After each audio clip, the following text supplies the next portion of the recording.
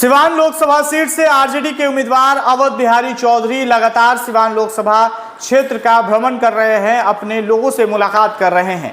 इसी बीच लगातार वो कार्यकर्ता सम्मेलन भी कर रहे हैं, कार्यकर्ताओं से बातचीत कर रहे हैं, अपने लोगों को संबोधित कर रहे हैं। इसी क्रम में आज सिवान लोकसभा क्षेत्र के जीरादेई जमापुर बाजार में कार्यकर्ता सम्मेलन, जीरादेई प्रखंड स्तरीय कार्यकर्ता सम्मेलन में अपने कार्यकर्ताओं से उन्होंने बातचीत की है और इस दौरान लोकसभा चुनाव को लेकर के कई अहम बातचीत हुई है, कई अहम मुद्दों पे बातचीत हुई है, कैसे काम करना है, इन तमाम मुद्दों पे। और उसी बीच उन्होंने मीडिया से बातचीत करते हुए कई सारा बयान अवध बिहारी चौधरी ने दिया है, जिसमें अहम बयान ये भी रहा है जब मीडिया के साथियों के द्वारा ये सवाल पूछा गया कि सिवान के पूर्व सांसद ओम प्रकाश यादव ने जीरादेई को गोद लिया था।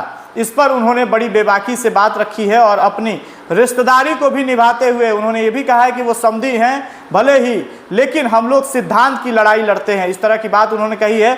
सुनिए अवध बिहारी चौधरी क्या कुछ कह रहे हैं। बन जाएगा यादव के द्वारा जीरादेई को गोद लिया गया था, पूर्व सांसद ओम प्रकाश यादव के द्वारा जीरादेई को गोद लिया गया था। अब किसके द्वारा जोड़ दिया गया था, नहीं जोड़ दिया गया था? गोद लिया गया। तो जीरादेई में आप हैं क्या? अरे यार समधी हैं तो क्या कहें, हम कह दें कि समधी नहीं हैं। मेरे भतीजा का ब्याह तो उनके लड़की से होबे किया है, तो रिलेशन अपने जगह पर है और राजनीति अपने जगह पर है। तो गोद लिए तो उसका जवाब तो वो भी न देंगे। उनका ख्याल आया कि हम समधी के खिलाफ लड़ाई लड़ते आए हैं और उनसे लड़ाई हमेशा जारी रहेगी। तो हम लोगों को कोई लाठी या पैना की लड़ाई नहीं है, सिद्धांतिक लड़ाई है। वो जो है अपने तरह से मंचों पर बात को कहते हैं, हम आरजेडी महागठबंधन के हैं, हम सैद्धांतिक लड़ाई करेंगे, कोई झगड़ा झंझट हम थोड़े करने जाएंगे। सर वो गाँव अभी भी गोदे में है कि गोद से बाहर निकल कर बड़ा बन गया है, ये सवाल है। अगर गोद में लेने के बाद से बहुत सारे प्रक्रिया होती है काम शुरू करने के लिए। अगर प्रक्रियात्मक कार्रवाई या प्रक्रिया कहीं लंबित होगी और हम जीत कर जाएंगे तो ज़रूर वो गोद में ले लिए होंगे। कार्रवाई अगर कुछ किए होंगे, लंबित होगा तो हम जीत कर जाएंगे। तो वो गोद में से लेकर फिर जो है उसको जो है वो रुके हुए कार्यों को मैं आगे बढ़ाऊंगा। ज़रूरत है कि ये जो है देश रत्न डॉक्टर राजेंद्र बाबू की भूमि है और हम लोगों ने लड़ाई लड़ करके राष्ट्रीय स्मारक, जब चंद्रशेखर जी प्राइम मिनिस्टर थे तो राष्ट्रीय स्मारक घोषित किया गया था। सेंट्रल गवर्नमेंट का यह जिम्मेदारी बनती है कि राष्ट्रीय स्मारक के जो काम होना चाहिए उसको होना चाहिए। वो जरूर राष्ट्रीय स्मारक हो गया, लेकिन आज ऐसी परिस्थिति बन गई है कि अगर कोई पुराना घर तोड़ना चाहे तो वो तोड़ नहीं सकता है, वो तोड़ेगा तो उसके ऊपर मुकदमे होंगे। इसलिए यह एक रोक लगा हुआ है। बड़ा तरस है जीरादेई के लोग। मैं अभी बात को सुनो तो मैं कहना चाहता हूँ कि हम जीतेंगे जाएंगे तो जीरादेई के राजेंद्र बाबू के भूमि के जो भी मामले हैं या वहाँ जो घर नहीं बना रहे हैं, वो अपने घर को तोड़ नहीं रहे हैं, दिक्कतें हो रही है, सबको मैं देखूँगा और देख करके उन लोगों के मैंने जो दिक्कत है उस दिक्कत को दूर करने का मैं काम करूँगा। बहुत अच्छा रिस्पांस मिल रहा है, बहुत अच्छा रिस्पांस मिल रहा है और काफ़ी गंभीरतापूर्वक राष्ट्रीय जनता दल महागठबंधन के कार्यकर्ता और नेता, ये कार्यकर्ता कन्वेंशन है, इसमें आ रहे हैं और कार्यकर्ता भी अपने बात को रख रहा है और नेता भी मार्गदर्शन कर रहे हैं कि 2024 के लोकसभा के चुनाव को हमको जीतना है और जीतना है तो हमें काफ़ी मेहनत और परिश्रम करना है। सर, पूर्व में आपने जितना काम किया है, क्या लग रहा है वही वजह है कि लोगों को बुलाना नहीं पड़ रहा, खुद से लोग पहुँच रहे हैं? देखिए, काम जो करता है वो व्यर्थ नहीं जाता। मैंने काम किया है, काम करके दिखलाया है, लोगों को विश्वास है कि काम के ये प्रतिनिधि है, इसलिए उन लोगों को तब भी विश्वास और अभी विश्वास है और फिर इस लोकसभा के चुनाव में जो हम प्रत्याशी बने हैं, तो पूरे सीवान पार्लियामेंट के लोगों को उम्मीद है कि अगर इन्हें अवसर हम लोग देते हैं तो हम लोगों के विकास को करेंगे और हम लोगों के दुख सुख के साथी बन करके रहेंगे। सर, जब क्षेत्र में जा रहे हैं तो क्या कुछ लोगों की शिकायतें या कुछ चुनौती देखने को मिल रही है? नहीं, देखिए, क्षेत्र में जाने के बाद से तो स्वयं हम नेताओं को जो दिखलाई पड़ता है और जो भी दिक्कतें हैं लोगों के द्वारा बतलाई जाती है, तो उसको हम लोग गंभीरता से ले रहे हैं। अभी तो ये चुनाव का मौसम चल रहा है और चरणबद्ध तरीके से चुनाव हो रहे हैं। हम लोगों के छठे चरण में चुनाव है सीवान लोकसभा के, तो हम लोग अपने मन में जो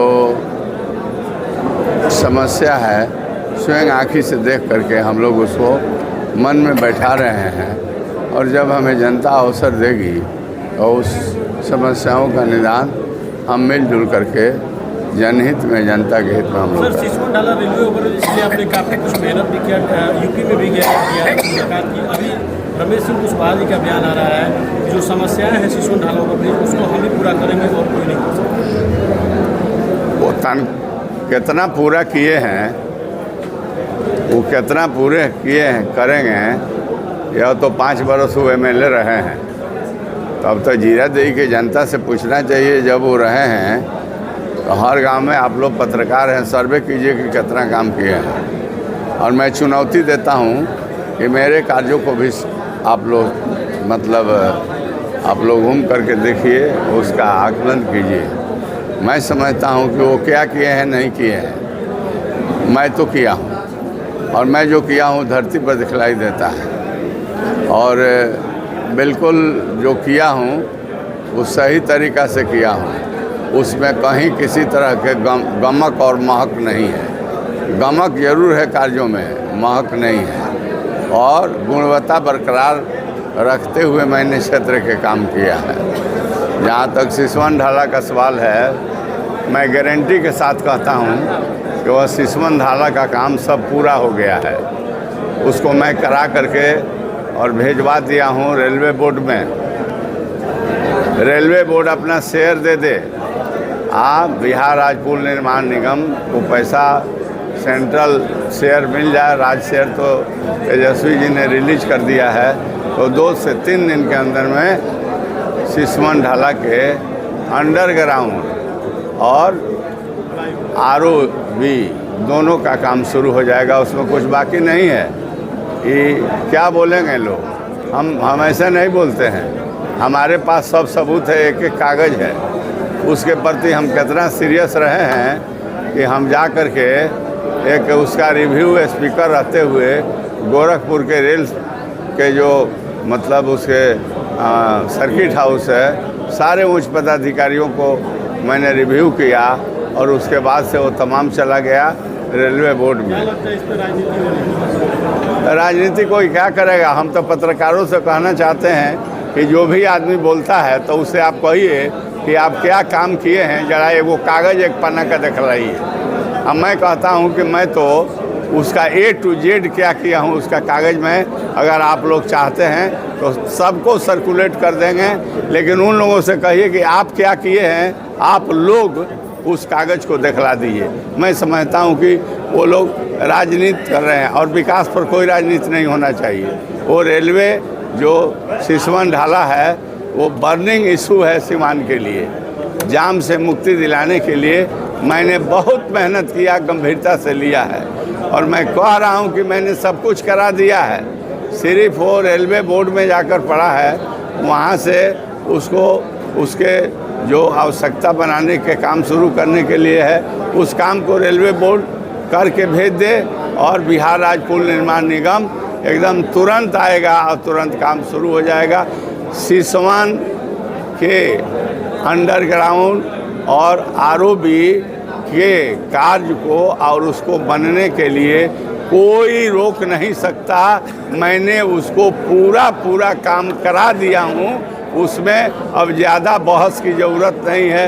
अब मैं कह रहा हूँ कि अगर जनता मुझे आशीर्वाद देगी, वोट देगी लोकसभा के अगर हमको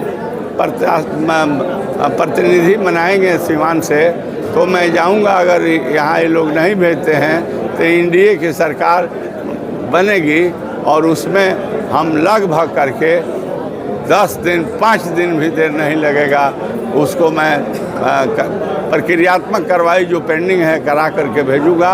और सिसवन ढाला हमारे नज़रों में प्राथमिकता है, वह मैं प्राथमिकता को पूरा करके कार्य को पूरा कराऊँ।